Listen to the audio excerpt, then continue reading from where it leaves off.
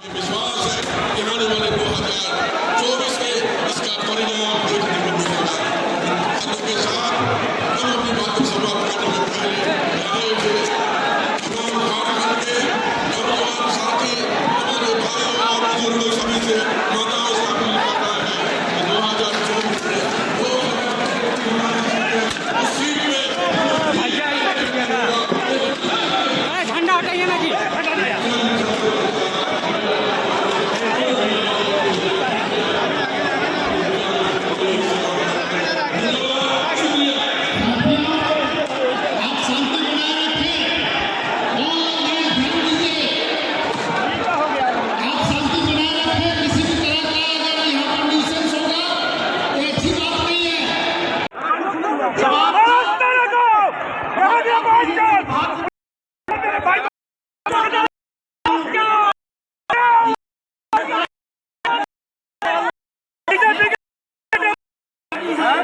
BJP के लोग देश में ड्रामा करा रहे हैं।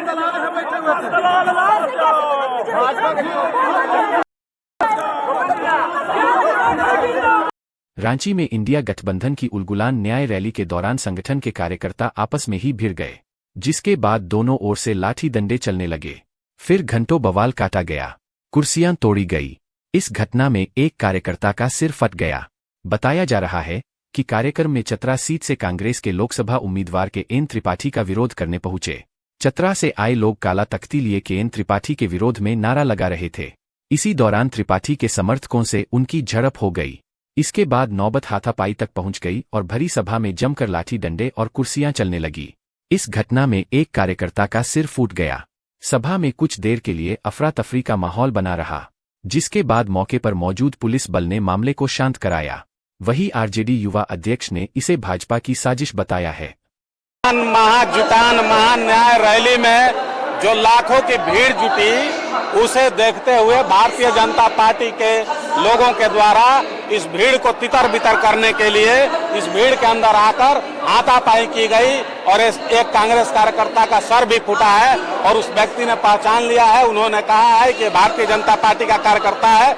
पुलिस को बताया गया है, पुलिस उसे पकड़ रही है। पूरे देश में भारतीय जनता पार्टी के सरकार को जिस तरीके से देश की जनता ने नकारने का काम किया है, बेरोजगारी, भ्रष्टाचारी और महंगाई को लेकर जिस तरीके से जनता सड़कों पर उतरी है भारतीय जनता पार्टी के खिलाफ, और आज इस उलगुलान रैली में जिस तरह लाखों का जुटान हुआ है इंडिया गठबंधन का, इससे भारतीय जनता पार्टी हतोत्साहित है और वो चाहती थी कि इस भीड़ को तितर बितर कर दिया जाए, इसलिए अपने गुर्गों को भेजकर बीच में धक्का मुक्की करने का काम किया।